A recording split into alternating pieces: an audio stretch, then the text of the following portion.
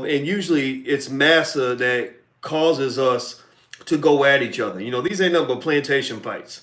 And the thing about this is, I would say that Roland, his behavior right now, which probably is in response to my statements about Kamala Harris, his behavior reminds me of something I read not too long ago about the difference between a leader and a manager.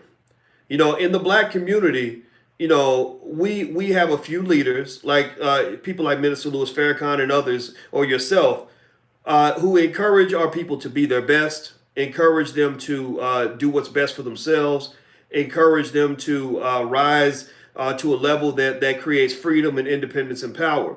But then you have managers, and a manager pretty much is just there to tell you what to do and to control you. So the manager is usually reacting to a leader, right? So the manager has a leader that is telling them what to do to manage their employees or whatever it is, right? So Roland Martin, unfortunately, Kamala, Harris, and a lot of the other black people that are kind of the Negro whisperers for the Democratic Party, they're not leaders. They are managers. And the leaders in the Democratic Party are saying to them, we need you to deliver Negroes for the next election. If you do not deliver Negroes for the next election, then you have failed. You will not receive your reward, your buttered biscuits. You won't receive your meritorious manumission. You won't receive your appointment in the White House. You won't receive whatever money we promise you, right? And so ultimately, if you look at the difference, there's a difference in rhetoric here, right? I'm not telling anybody who to vote for. You go look, check the record. I'm not out here telling black people you should vote for this person and not vote for that person. I don't really tell black people what to do. I just tell them do what's best for yourself. Do what's best for your family. Put black people first. That's it. Whereas with a lot of the black faces of the Democratic Party, they are telling you specifically what to do. They are voter shaming black people. They are telling black people, if you don't vote, you don't count. Our ancestors died for you to vote. If you don't vote, then you an idiot. You a simple Simon MFer. All this other craziness, which pretty much is basically a type of bullying that should be unacceptable. We should not have. Nobody should bully you into voting for anybody. You should vote for them because you've decided that's what's best for your family. So, I can define my position very simply. I'm an advocate for freedom, and I believe our ancestors did not die for us to go vote for the Democrats or whatever person they put in front of us. Our ancestors died for us to be free. And that's what freedom is. Doing what you want to do. Wow. That's what you were saying is so very powerful. The difference between a manager and what? And a leader. A leader versus a manager. A manager and a leader. And all they're doing in his type, rolling type, is doing the management on behalf of the system of white supremacy. I think it's very important, and you're right. Not fighting with our own people is important, but it's important, no doubt, that we do address these kinds of things because we have people that are out there. Because when you're in media, you're influencing lives because you have access to minds, Doc. And so it's important, at the very least, that these types of things are responded to in some way, especially when it makes sense, like in this particular case. But I just thought that it was so, I just thought it was actually, frankly, anti-black for him to publicly go on his show live with his live panel. And before he took it to the live panel, he specifically called out your name now. And called you an attention whore. I just thought media whore. I just thought that was just a bit too much. That was a bit too much. And what we're going to get in today, in a few minutes, and it won't take me long when I'm getting ready to play this audio, is the idea that he would call black voters out. Not somebody that robbed him. Not somebody that took something from him. You see what I'm saying? Not someone that shot at somebody. Not someone that did anything, but he called black voters who choose to be thoughtful and to be free-thinking black people and choose not to act as slaves with their votes. What do I mean? We know that the header of a slave, the home of a slave, is one that does something for nothing. Would you agree with that? Yeah. Well, we're used to being acting as slaves with our vote. We're used to giving something for nothing. Now that we're realizing, like yourself and Dr. Clark Anderson has certainly been promoted for many, many, many years, you need to, so when you vote, be strategic and have a demand for that vote. And so because we're actually demanding something for our vote, this is what got him all upset. And that's what tripped me out about this, to the point to where, God, he literally called black free-thinking voters simple Simon MF. And he didn't say what MF. He literally said the whole word and a few more choice words on his live show just the other day. And I'm getting ready to say a little bit of it right now. But I thank you so much for coming on to address this and making your position known. Because I think this is very important, especially with the current climate where, you know, we're dealing with all these presidential candidates. We're talking about reparations, like agenda. But you being one of the few black PhD finance professors on the globe. I mean, I'm not sure Johnny just keep it real. Let's just keep it real. Let's keep it real. If we talk about mathematics and facts, you're one of the few that are keeping it big. It would be so wasteful not to unite with someone like yourself who acknowledge and whose experience could possibly benefit this movement. Talk to us just briefly a little bit more. And in closing words, if you want to have a few more words to say, Doc, please. Yeah. Thank you for having me in, Vicky. First of all, I want to. Yeah, and I want everybody to know how much respect I have for you and what you represent, and I just want to make that clear. I'll say this. You know, Roland and I go way back. I've known the first time I met Roland was 2006. Me, him, and Wendy Williams went on CNN together. And when I heard the word media whore, I was cracking up because I remember thinking about that with him. I remember thinking, my God, this guy is so desperate for attention because the CNN people wanted to talk to all of us about doing a documentary on Black history or something like that. And they were asking what we thought should be included in the documentary. And I remember Roland did all the talking, and I couldn't get a word in edgewise, you know. So he was really working hard to get the attention of that CNN producer, and I guess it paid off for him. You know, he got a job with CNN, and I was happy for him. You know, I felt like Roland was a solid contributor. You know, he's a solid journalist. And I'm gonna tell you this too. I'm just not gonna get into no back and forth attacks type situation. I'm not into that. I almost see that as almost like bitchy behavior in the sense of I'm gonna get mad because you're doing what's best for you, or because you believe something different from me. I'm just not into that. And I think with Roland, I can say that, he's been mad at me for a really long time. Probably since about 2011, 2012, and he sent me all these text messages because he was fired up about something that I said. And it was a lot of energy, emotional energy. I couldn't even respond to it. It was almost like arguing with your wife or something. It was just too much. I can't do it. You get to the point where somebody's just on an emotional 10, and I don't know how to run with that. So what I'll say is, I'm never going to be out here just going out of my way to consistently undermine what Roland does, because I think that some of what Roland's work is good. But what Roland needs to really do is really stop, being kind of the puppet for the Democratic Party. You're not here to just, represent the higher interests of the Democrats, because, he knows as well as all of us on what the Democratic Party has and has not done for Black people, what they've done to Black people, how they've harmed Black people. And so where I think Roland's energy will be better spent is, instead of attacking Black people for trying to be free-minded and trying to actually represent our own interests for the first time, is go ahead and deal with the white folks in the Democratic Party and teach them how to earn Black votes. You cannot bully your way to Black support. You cannot shame your way to Black support. You can't attack your way to Black support. You can't just diss and dog out Black people and get them to vote for you anymore. There are some people who just say, no, I'm not, you can't bully us into nothing. You need to show us some facts, show us some results.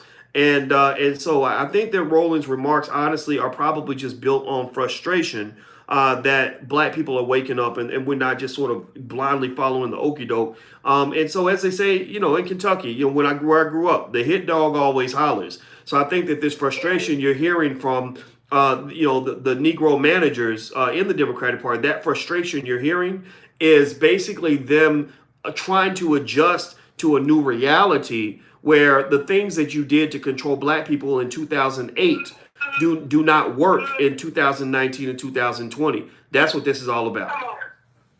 Yes, well said. And you tell you what he said, family. And by the way, Doc, so many comments are here shouting you out, giving you mad respect. Somebody else just gave $20 with some information in there. Shout out to you, brother, for that. There's so many, you got so many fans, which of course you do, because you you set a precedent in media. You have been on the forefront to pave the way for black people. And for that, we say thank you so much. Thank you for making it clear. Thank you for connecting the dots. Thank you for doing the math, Doc, for us today and giving us the great honor of hearing from the great Dr. Boyce Watkins. And I hope to hear from you soon. And thank you for the honor of calling into the show. I know it was last minute and it just happened 2 minutes ago. So thank you so much for honoring us with your voice, with your presence, and with your perspective. Well, thank you so much, Sister Vicky. I appreciate you giving me a couple minutes to come in and I love you, and tell everybody on there that I'm always stay black and that I love them too, and I think working together, I think we can really create the kind of community we deserve. So God bless everybody that's listening. I'll talk to you soon, okay? I know that's right. Well said. Thank you so much. Thank you so much, Doc. Thank you. Bye-bye. Okay, bye-bye. That was Vicky Dillard from FlyNubianQueenTV.com. So if you guys want to go and check out what she's talking about now, feel free. It's FlyNubianQueenTV.com. And basically we were talking about Roland Martin. And apparently Roland's upset over something that I said about Kamala Harris or whatever. I think that's what they're mad about. And I think that what it is that they're used to being able to just ignore smart black people. They're used to sort of, pretending like people like us don't exist. And the reality is that, I'm speaking to 1 million black people a week. I ain't going nowhere, brother. Like I'm here. Like I'm here. I'm in it. I'm dedicated. And honestly, I don't get real offended, if you say something personal, like, oh, he's an attention whore or whatever. I mean, I think Roland puts up probably 1,000 videos a month, so I think, so it might be the pot calling the kettle black, but truth is, in media, marketing is part of it. You have to get attention on what you're doing. If you want your business to grow, if you want to reach your audience, you have to say, hey, I've got something of value, come take a look. So attention is a good thing to have in business, but at the same time, if you're not giving people something of value, then they won't pay attention for long. So people pay attention to me because they know that I know what the hell I'm talking about. I've been a college professor for 25 years. You can't pretend like I'm, some big dummy. And I think that they're probably most sensitive to the fact that they know that what I'm saying is true, and that's probably what bothers them the most is that they know that we're not talking crazy. We're just waking up. We're not going to be sexual. We're not going to be assault victims anymore. It's almost like they try to do Bill Cosby. They've been trying to drug our drinks for 50 years, and now we waking up and we like, wait, man, get your penis out of my body, So that's kind of what I see. I see black folks waking up, and I think it's a beautiful thing. And when Roland said what he said, I just kind of laughed about it. Roland don't he don't want to talk to me no other way. That Negro had my phone number. He been having my number for years. Last time me and Roland really had a conversation was in 2012 or 11, I think, when I was in London, and he was pissed off at me because I didn't ride with him on something that happened on CNN. And he felt like I was attacking him. And the thing is that, people like him are real prickly, real sensitive. He's real sensitive. So a sensitive person like that, you can't really work with him. Honestly, Umar Johnson's a little bit like that too. A real sensitive type person who has a little bit of an ego is somebody that where you could say 9 good things about them and one thing that's not good, and they'll only focus on the one negative thing you said.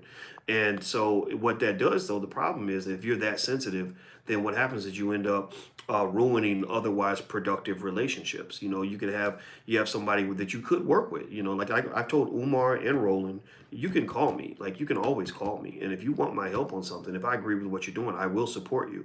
But sometimes because of our egos, or because I'm just mad at that motherfucker because of something he said in 2010 or whatever, then you can't get past that. You know, and I think that that's just it's not good for the community because I don't think the community enjoys seeing me and people like Roland Martin going at it. Y'all rather see us working together, you know. And that's why I told you guys I'm not fighting. I'm not really gonna spend a lot of time fighting with no black people back, you know, in 2019 or beyond. I'm just not gonna do it. You know, but then also. I think that even for them, I think even Roland knows that if we were coordinating and found our common ground and said, okay, we don't agree on this, but we'll work together on that, then I think a lot could get done, you know. And I, you know, so for example, when you see me have, you know, any public disagreement with anybody, whether it's Michi X or whomever, my philosophy in general all the time is call me and let's work out the bullshit so we can get to the real shit. Like let's get together and let's figure out how we can be teammates. You know, we ain't got to work together on everything, but we should work together on something. Because if we can't work together, that means I'm just going to have to go on about what I'm doing and ignore you. But the reality is that there's lots of black people I would love to work with. But I think black people, we have this weird thing when we get mad at each other, we just don't want to talk to each other, don't want to work together, don't want to do, you know, I'm done with that Negro. I hate that Negro. Well, shit, if you had as much energy with the white man as you have with black people. I mean, shit. I mean, you'd be free by now. Like, I mean, you black white people shit all over you all day long and mistreat you and disrespect you, but you still keep coming back to that job. You still keep on giving them your money. You still keep on doing whatever. They shooting your kids in front of you. They you know they stealing all your wealth, and you still trying to go to their university, still trying to go buy from their businesses, still trying to go work for them, still voting for them, and all this other stuff. But when a black person pisses you off one time, it's like, well, fuck that nigga. I ain't dealing with that nigga no more. The hell with that nigga. That nigga ain't shit. Man, come on, man. That's stupid. That's stupid. So that's my 2 cents. In fact, my advice to anybody watching is that the more you're able to let things slide off your shoulders, the better off you're going to be, the more successful you'll be. Because, you know, if you have the ability to resolve disputes and to not take things personally, you'll find a lot more opportunities for partnership that will allow you to be successful. So one of the things I'd actually worked on, you know, because I used to be in that mindset too. I mean, I'm black like everybody else, but I actually ever since I worked with Russell Simmons in 2013, that was what shifted my thinking. I worked with Russell Simmons on the incarceration project. And Russell only knew me because I had criticized him. That's how he knew of me. But Russell let it all go. Russell took his whole ego out of it and basically was like, yeah, I don't like what you said, but I'll work with you. And we did something great together. We actually got the incarceration policies for the United States changed. Attorney General Eric Holder literally shifted U.S. policy on incarceration because of the open letter we wrote to President Obama.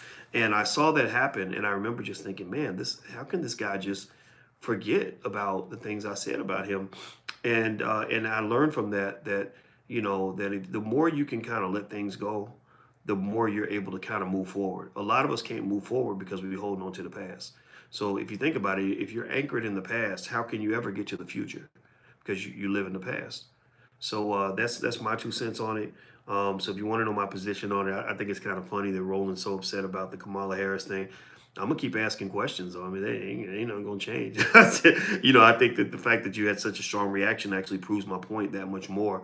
And if Roland ever wants to reach out and have a debate about it, he's welcome to come on the channel. I'm not going. You know, I don't think everything Roland does is bad. I think there's a couple areas I would critique, but I don't think he's all bad. I think he's doing the best he knows how to do. All right, so I'm out of here, guys. Take care. Hit the thumbs up button. Please hit the thumbs up button before you go. Also, don't forget our goal is to get 1 million black people to learn how to invest. If you want to learn how to buy your first share of stock, go to blackmoney100.com. That's blackmoney100.com. And there's a free training on how to buy your first share of stock. So if you want to be an investor, I encourage you, please go grab your family, grab your kids, Everybody go watch that video, and you will be an investor by the end of the day. And I don't care if you invest in $5 a week, $20 a week, or whatever, or the amount that you put into fast food. Do something for your family now, because the little things you do now will become big things later. So I'm not asking you to do anything big. I just want you to do the little things, okay? And that's going to make a huge difference for your family. All right, I'm out here, guys. Take care. Have a good day. Love you.